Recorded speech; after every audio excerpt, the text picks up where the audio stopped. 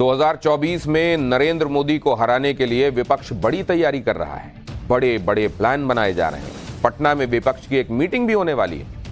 विपक्ष को लगता है कि रेवड़ी पॉलिटिक्स के साथ पूरा विपक्ष एक हो जाएगा तो पीएम मोदी को हराया जा सकता है। लेकिन पीएम मोदी भी सॉलिड प्लान के साथ आ गए और यह प्लान है समान नागरिक संहिता यानी यूनिफॉर्म सिविल कोड का, यूसीसी। यह पीएम मोदी के उन 4 संकल्पों में एक है जिन 4 संकल्पों में 3 पूरे हो चुके हैं, बस यही बाकी रह गया है। मोदी के 4 प्रमुख संकल्प कौन कौन से हैं यह भी आप देख लीजिए। पहला संकल्प तो यह कि जम्मू कश्मीर से आर्टिकल 370 को हटाया जाए, जो कि उन्होंने हटा दिया। दूसरा संकल्प यह कि अयोध्या में राम मंदिर का निर्माण हो, जो कि तेजी से हो रहा है। तीसरा संकल्प यह कि 3 तलाक को खत्म किया जाए, यह भी हो चुका है। तो अब यह चौथा संकल्प है देश में यूनिफॉर्म सिविल कोड लागू करना, और इस पर काम शुरू हो गया है।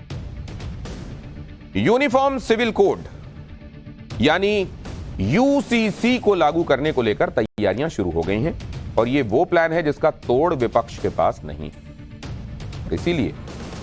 इसीलिए विपक्ष अब इस पर मोदी को कोस रहा है और इसमें हिंदू मुसलमान का एंगल ढूंढना शुरू किया जा चुका है। मोदी सरकार ने यूनिफॉर्म सिविल कोड पर आगे बढ़ने का फैसला क्या किया, विपक्ष में हंगामा मच गया। कांग्रेस ने तो इसका विरोध करते हुए बीजेपी पर ध्रुवीकरण का आरोप मढ़ दिया। कांग्रेस कह रही है कि देश में यूसीसी की जरूरत क्या है।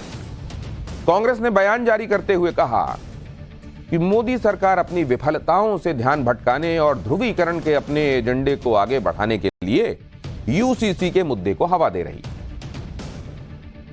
कांग्रेस ने अपने बयान में कहा कि विधि आयोग को अपनी विरासत का ख्याल रखना चाहिए और यह भी याद रखना चाहिए कि देश के हित भारतीय जनता पार्टी की राजनीतिक महत्वाकांक्षाओं से अलग होते हैं। कांग्रेस के नेता कह रहे हैं कि यूनिफॉर्म सिविल कोड के जरिए बीजेपी ध्रुवीकरण के एजेंडे को आगे बढ़ा रही है। मोदी सरकार अपनी नाकामियों को छिपाने के लिए यूसीसी का सहारा ले रही है। एक बार कांग्रेस नेता प्रमोद तिवारी को आपको सुनना चाहिए। भारतीय जनता पार्टी जो कदम उठाती है वो सिर्फ मैं कह सकता हूं किसी तरीके से पोलराइजेशन की ओर ही जाता है, जाति के नाम पे, धर्म के नाम पे। पर जनता अब समझ चुकी है और इसीलिए ये कुछ भी करें अब जनता समझ गई। यूनिफॉर्म सिविल कोड से कांग्रेस और दूसरे विपक्षी दलों को परेशानी क्या है, इसकी वजह भी आपको बताता हूं। दरअसल लॉ कमीशन ने यूनिफॉर्म सिविल कोड पर देश की जनता से राय मांगी। लॉ कमीशन ने जनता के साथ सार्वजनिक संस्थानों, धार्मिक संगठनों के प्रतिनिधियों से यूसीसी पर राय मांगी है। लॉ कमीशन ने सुझाव देने के लिए 30 दिन का समय दिया है। सुझाव देने की आखिरी तारीख 14 जुलाई। लॉ कमीशन को 3 तरह से सुझाव दिए जा सकते हैं। लॉ कमीशन की वेबसाइट पर जाकर, ईमेल के जरिए और पोस्ट के जरिए सुझाव भेजे जा सकते हैं। यानी यह कहा जा सकता है कि पीएम मोदी अपने चौथे संकल्प को पूरा करने की दिशा में आगे बढ़ रहे हैं।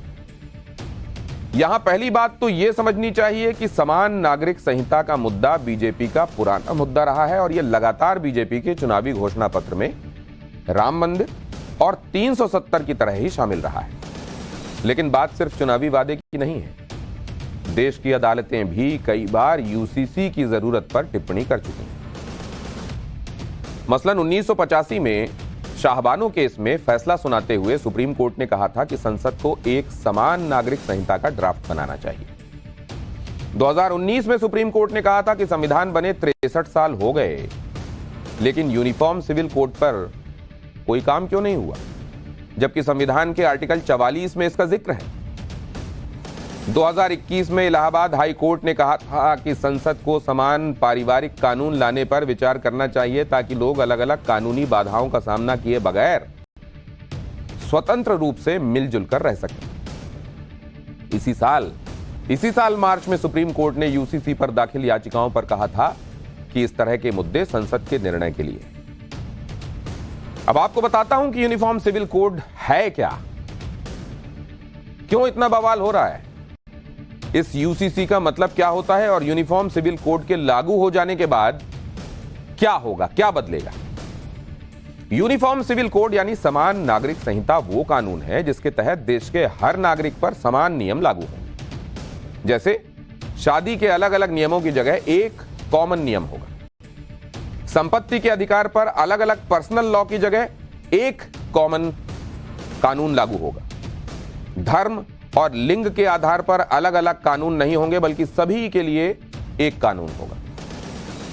जबकि अभी देश में लगभग हर धर्म के अपने पर्सनल लॉ हैं, जिसमें पूजा करने के अलग नियम हैं, शादी के अलग कानून हैं, तलाक के भी अलग अलग कानून हैं।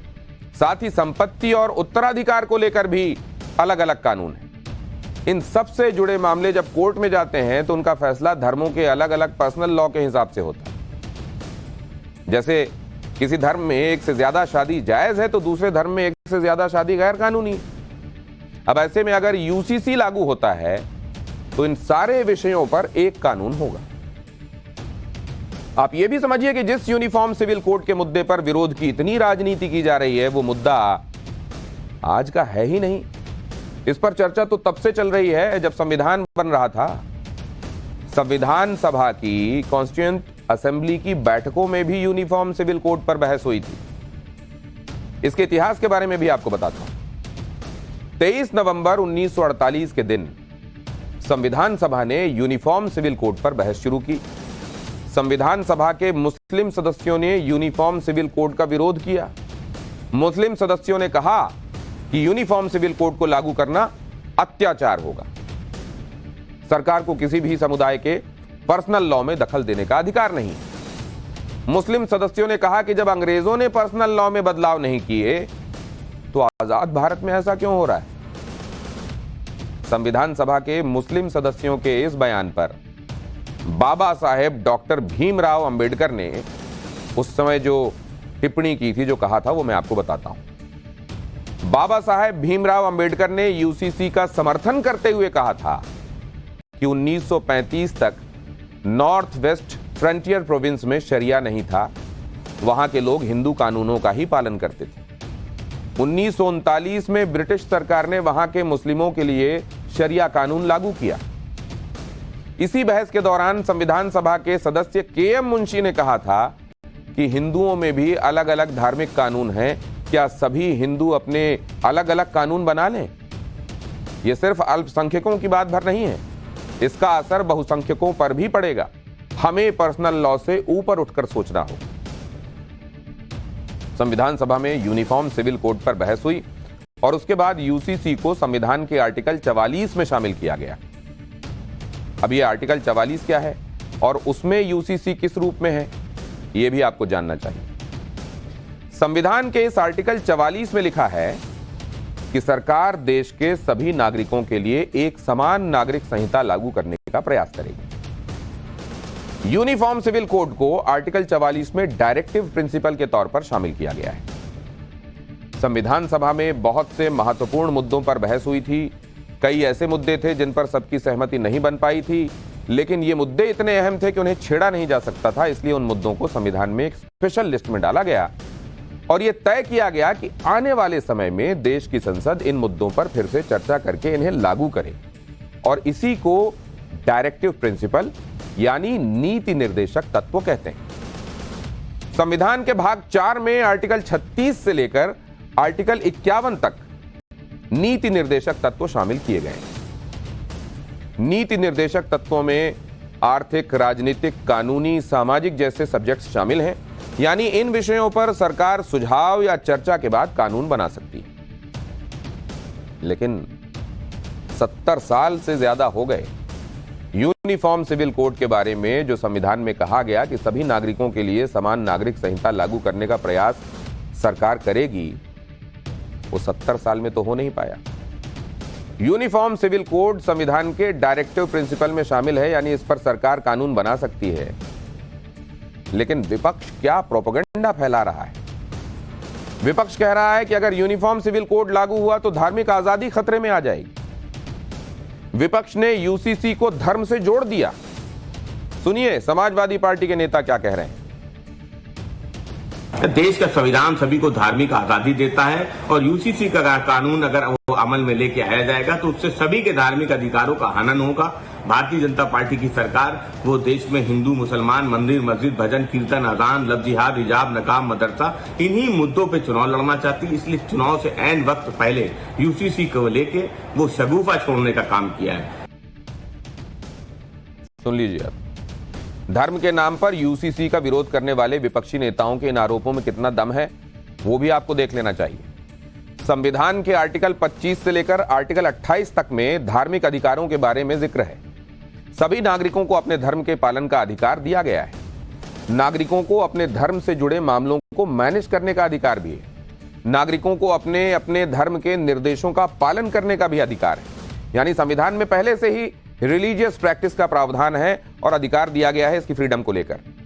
उसके साथ किसी भी तरह से छेड़छाड़ नहीं होगी। तो विपक्ष का यह कहना कि यूसीसी से धार्मिक अधिकारों का हनन हो जाएगा, न जाने कहां से ये ख्याल वो निकाल कर लाते हैं। यूनिफॉर्म सिविल कोड का विरोध करने वालों को यह भी देखना चाहिए कि भारत के गोवा में ही यूनिफॉर्म सिविल कोड पहले से लागू है।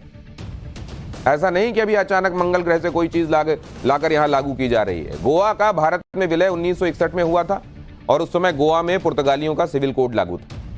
1962 में संसद ने पुर्तगालियों के सिविल कोड को बदलाव के साथ गोवा में लागू कर दिया। इसके बाद गोवा में सभी के लिए शादी, तलाक और उत्तराधिकार का एक ही कानून है। गोवा में किसी भी समुदाय के लोगों को कई शादियां करने का अधिकार नहीं है। गोवा में माता पिता बच्चों को अपनी संपत्ति से पूरी तरह से बेदखल नहीं कर सकते। माता पिता की आधी संपत्ति पर बच्चों का अधिकार होता है। यहां पर आपको यह भी जान लेना चाहिए कि दुनिया के कई देश हैं जहां यूसीसी लागू है। सिविल कोड की शुरुआत रोम से हुई थी। रोम के शासकों ने लोगों के लिए सिविल कोड बनाया था। साल 527 में रोम के शासक जस्टिनियन ने सबसे पहले सिविल कोड लागू किया था। साल 1804 में फ्रांस में सिविल कोड लागू हुआ, जिसे नेपोलियन सिविल कोड भी कहा जाता है। फ्रांस के सिविल कोड में संपत्ति, उत्तराधिकार, वसीयत जैसे विषयों को शामिल किया गया है। अमेरिका जो विविधता के मामले में भारत जैसा है, अमेरिका में राज्यों के पास अपने अपने हिसाब से कानून बनाने का अधिकार है, लेकिन अमेरिका में कुछ जरूरी मामलों में पूरे देश में एक कानून लागू होता है। अमेरिका में सुरक्षा, टैक्स, प्रॉपर्टी और धार्मिक मामलों पर एक कानून है जो पूरे देश पर लागू होता है।